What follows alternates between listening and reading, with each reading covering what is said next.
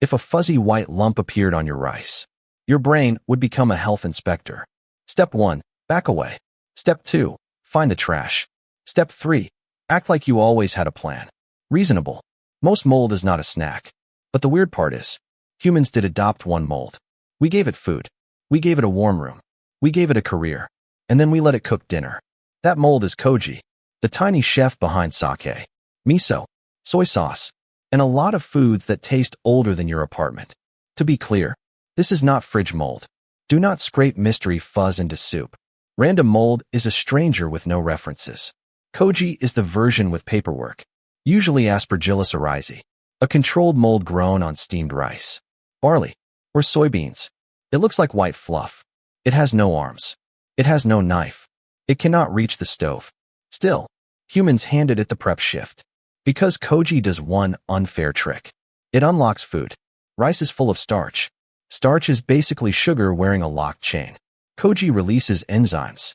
Enzymes are tiny invisible scissors. They snip the chain. Suddenly the rice can become sweet. Yeast walks in later. Yeast eats the sugar. Yeast makes alcohol.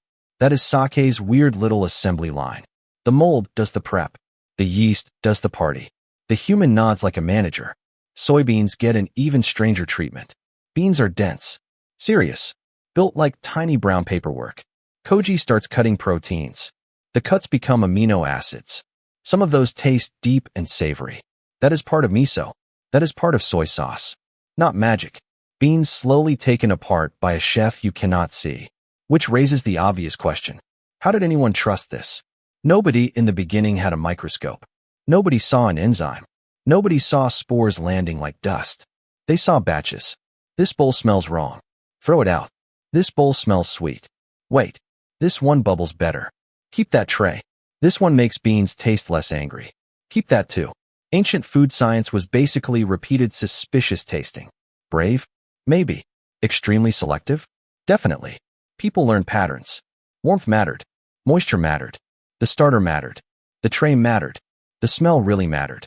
Good fuzz got protected. Bad fuzz got fired. Over time, the helpful mold stopped being a visitor. It got an address. A warm room. A bed made of rice. A tiny invisible schedule. That is domestication. But for something too small to put a collar on. The scary part is the same family has worse cousins. Some related molds can make toxins. So the lesson is not, eat bold fuzz. The lesson is, humans became picky landlords. This mold may enter. That mold may leave immediately. This one makes enzymes. This one ruins lunch. This one gets a 1,000-year contract. Once koji was invited in, food started getting weird in a useful way. Rice could become sake.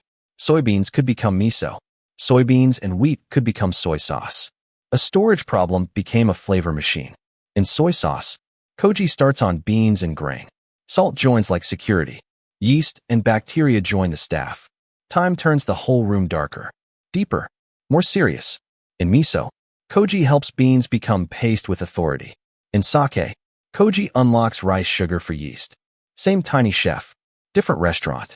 The funniest thing is, koji still looks suspicious. If it showed up in your fridge, you would not say, "Ah yes, traditional collaborator." You would say, "Why is dinner wearing a sweater?"